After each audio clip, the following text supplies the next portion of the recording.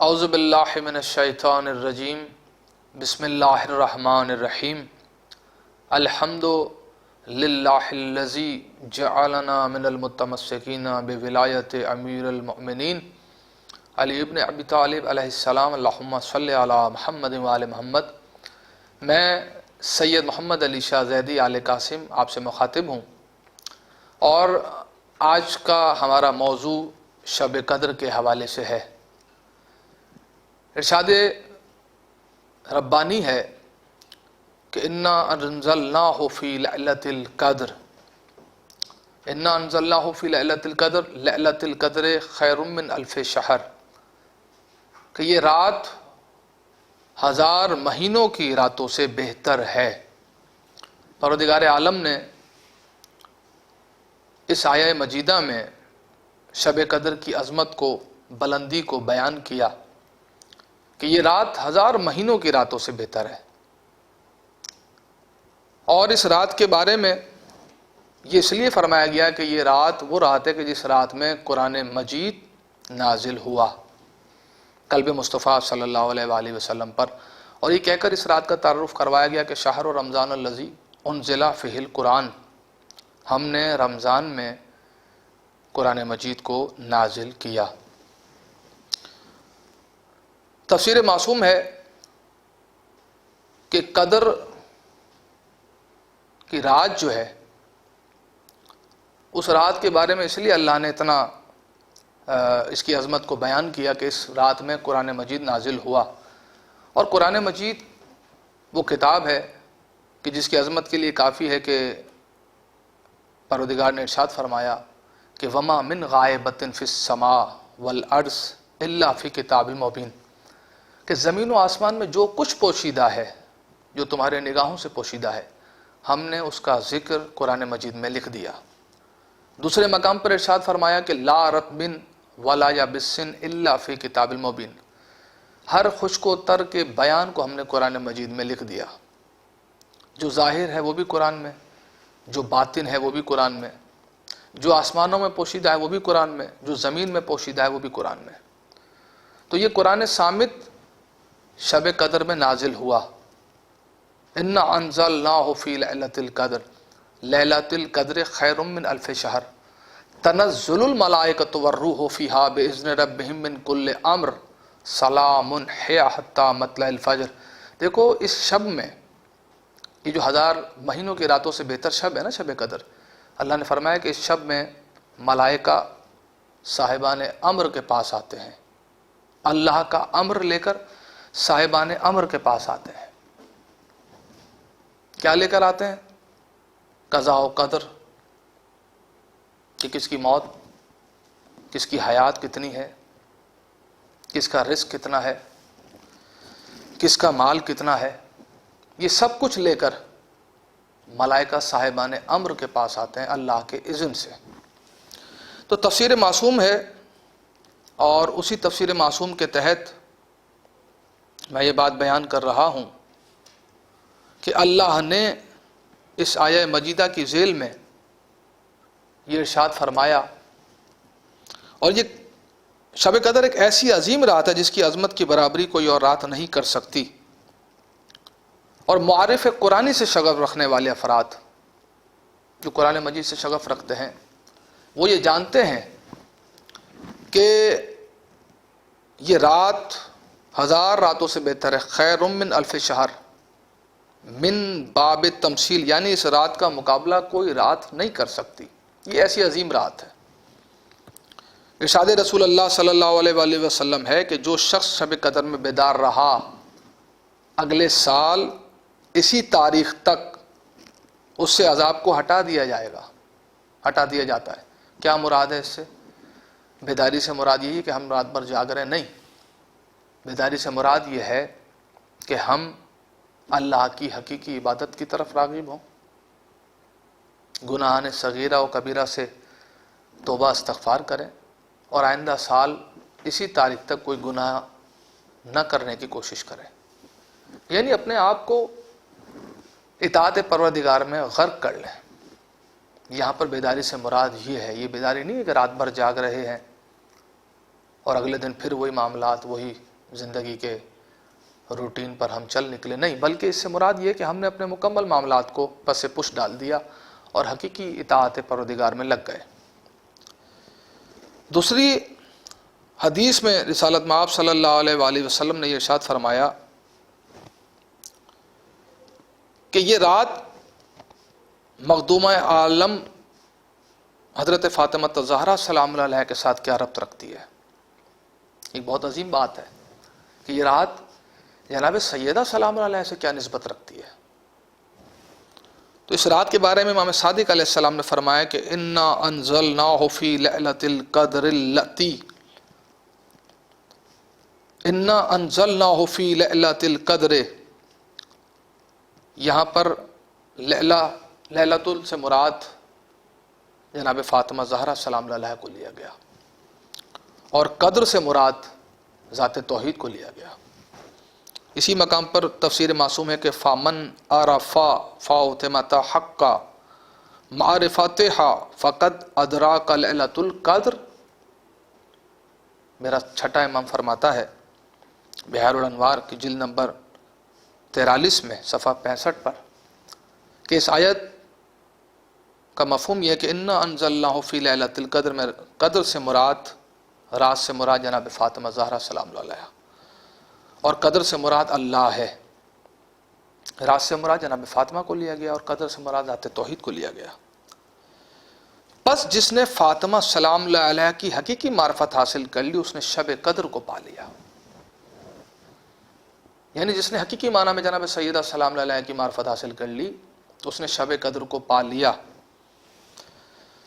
اور یہ خیال کرنا، پھر آگے معصوم فرماتے ہیں، پر یہ خیال کرنا کہ کیا کوئی شخص، کوئی بشر ہونے کے لحاظ سے جناب سیدہ کی حقیقی معرفت کو پا سکتا ہے، سمجھ سکتا ہے کہ جناب فاطمہ زہرا سلام اللہ علیہ ہیں کیا؟ معصوم فرماتے ہیں کہ وَإِنَّمَا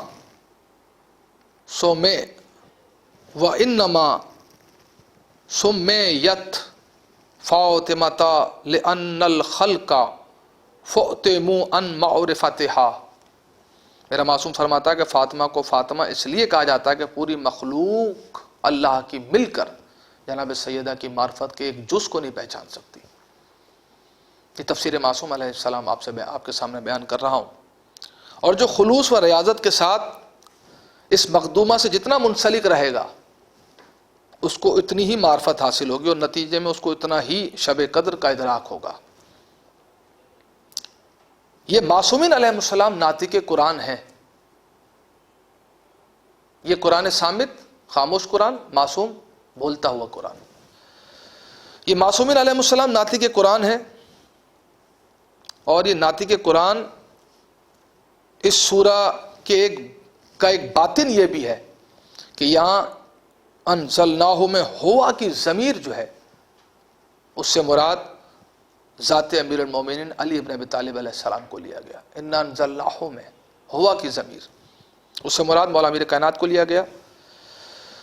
اور کمال یہ ہے اس آیت کا کہ جناب فاطمہ زہرا سلام اللہ علیہ، یعنی سورہ قدر اور جناب فاطمہ زہرا سلام اللہ علیہ کے لیے اتنی احادیث روایات ہوئیں کہ اس وقت دامن وقت میں گنجائش نہیں ہے کہ میں انہیں تفصیلاً بیان کروں، لیکن بہرحال ایک اور حدیث آپ کے سامنے بیان کرتا ہوں کہ ایک عیسائی نے میرے 7ویں امام سے سورہ دخان کی پہلی آیت کے بارے میں سوال کیا کہ حامیم والکتاب المبین انا انزلناہ فی لیلۃ مبارکۃ انا کنا منذرین۔ معصوم سے سوال کیا کہ حامیم سے کیا مراد ہے؟ روشن کتاب کی قسم، ہم نے اس کو ایک باریک رات میں نازل کیا، بے شک میں اللہ عذاب سے ڈرانے والا ہوں۔ تو معصوم سے سوال کیا گیا کہ معصوم سے پوچھا گیا کہ مولا یہ حامیم سے کیا مراد ہے؟ تو حامیم سے مراد ذات رسالت مآب صلی اللہ علیہ وآلہ وسلم کو لیا گیا، اور کتاب مبین سے مراد ذات امیر المومنین علی بن ابی طالب علیہ السلام کو لیا گیا۔ جیسے پہلے عرض کیا کہ انا انزلناہ کی ضمیر ظاہراً کتاب مبین کی طرف عود کر رہی ہے، اور اس سے مراد باطنی طور پر ذات امیر المومنین علی ابن ابی طالب علیہ السلام ہے۔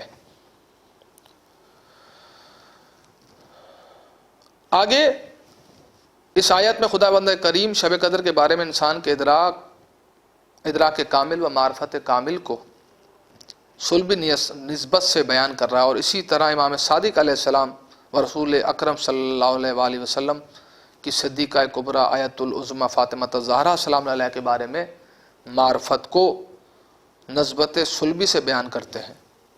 اور معصوم نے کیا فرمایا؟ لأن الخلق فأتم ان معرفتها، پوری مخلوق مل کر جناب سیدہ کی معرفت کے ایک جز کو نہیں سمجھ سکتی، اس لیے کہ یہ رات شب قدر کی جس میں قرآن مجید نازل ہوا، یہ 1000 مہینوں کی راتوں سے بہتر ہے، یعنی بہتر کا مثل نہیں کہا بہتر ہے، اس جیسی نہیں ہے، بہتر ہے 1000 مہینوں کی راتوں سے۔ آگے معصوم فرماتے ہیں کہ جس طرح سے پورا عالم مل کر شب قدر کی اس رات کے اسرار کو نہیں سمجھ سکتا، اسی طرح سے پورا عالم مل کر، مخلوقات عالم مل کر جناب سیدہ کی حیات کے ایک جز کو نہیں سمجھ سکتی، معرفت کے ایک جز کو نہیں پہچان سکتی۔ جناب سیدہ کی معرفت اتنی بلند و بالا ہے۔ رات خود ایک پردہ ہے، اور اسی طرح قدر خود ایک پردہ ہے، جیسے اس کو رات سے تشبیہ دی گئی۔ تو اب رات ایک پردہ، اسی میں ایک شباہت ہے حضرت فاطمہ زہرا سلام علیہا کی کہ رات ایک پردہ ہے، تو جناب سیدہ بھی تو حجاب ہے نا، اور یہ ایسا حجاب ہے کہ ان کے جسم میں اتھر کے نقوش پردہ و حجاب کے ساتھ ایک ایسا مرحلہ کبھی نہیں آیا کہ کسی نامحرم نے جناب سیدہ کو دیکھا ہو، چونکہ کون دیکھ سکتا ہے، اس لیے کہ جناب سیدہ حجاب اللہ ہے، اللہ کا حجاب۔ بلکہ یہاں تک کہ ان کی وصیت کے مطابق بی بی کی شہادت کے بعد بھی ان کو ایک تابوت میں رکھ کر مولا امیر کائنات علی بن ابی طالب نے بی بی سیدہ کو آسودہ خاک کیا۔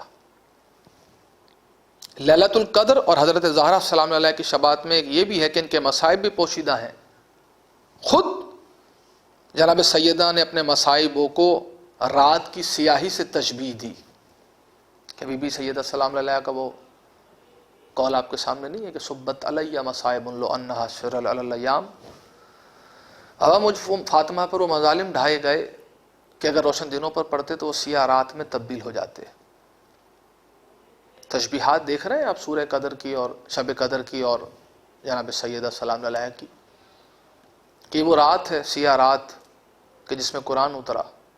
کوئی انسان اس رات کی عظمت کو نہیں پہچان سکتا، تو کیا کوئی انسان مل کر، پورا عالم انسان مل کر جناب سیدہ کو پہچان سکتا ہے، ان کے معرفت کے ایک جز کو سمجھ سکتا ہے؟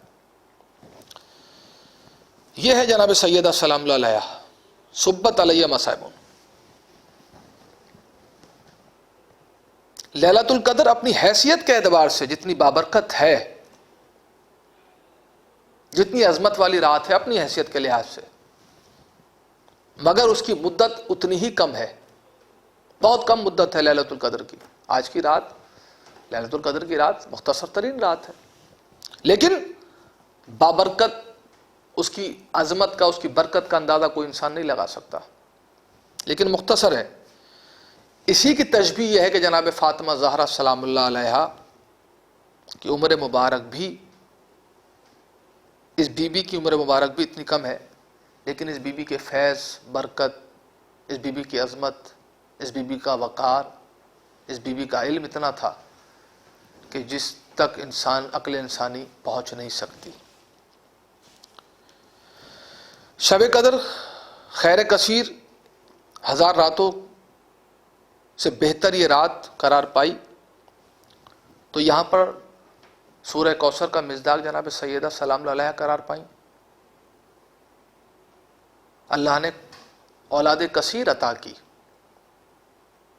سورہ قدر آج کی رات قرآن مجید کا ظرف قرار پائی کہ جس رات میں قرآن مجید اترا لیکن جناب سیدہ سلام اللہ علیہا 11 امامتوں کا ظرف قرار پائیں. ہم اسے ایک رات کو نہیں سمجھ سکتے کہ اس رات کی عظمت کیا ہے، بلندی کیا ہے، وقار کیا ہے، برکت کیا ہے. تو کیا اللہ نے جناب سیدہ کو، رسول کو یہ نہیں کہا تھا کہ انا اعطیناک الکوثر، ہم نے تجھے اولاد کثیر عطا کی، اے رسول ہم نے تجھے نسل کثیر عطا کی. تو اس نسل کثیر کا تعلق، اس کی نسبت کہاں سے؟ جناب سیدہ سلام اللہ علیہا سے، کہ ہم نے تمہیں خیر کثیر عطا کی، وہ اولاد کی صورت میں خیر کثیر عطا کی کہ قیامت تک جس کا سلسلہ جاری و ساری رہے گا. تنزل الملائکۃ والروح فیہا، جیسے اس رات میں ملائکہ کا نزول ہوتا ہے، اسی طرح جناب سیدہ زہرا سلام اللہ علیہا کے گھر میں، صحن اقدس میں، خانہ سیدہ میں ملائکہ کا نزول نہیں ہوا کرتا تھا. ملائکہ کا نزول ہوتا ہے. اور روایات کے اعتبار سے پیغمبر اکرم صلی اللہ علیہ وآلہ وسلم کے وفات کے بعد بھی جناب جبرائیل متواتر جناب سیدہ سلام اللہ علیہ کے پاس آتے رہے اور ان سے کلام کرتے تھے. یہ سلسلہ بی بی سلام اللہ علیہ کی شہادت تک جاری و ساری رہا. تو عزیزان گرامی قدر، جبرائیل کا آنا ایک ایسی فضیلت ہے کہ یہ بعض انبیاء ما سبق سے بھی یہ سلسلہ جناب جبرائیل کا نہیں رہا کہ کوئی نبی یہ دعویٰ کرے کہ اس کے پاس جبرائیل امین آتے رہے، چند برگزیدہ نبیوں کے علاوہ. لیکن یہ عظمت سیدہ ہے، یہ وقار سیدہ ہے، یہ بلندی سیدہ ہے، یہ عصمت سیدہ ہے کہ اس گھر میں جبرائیل امین متواتر آتے رہے شہادت بی بی فاطمہ زہرا سلام اللہ علیہا تک. یہ ہے جناب سیدہ کی عظمت.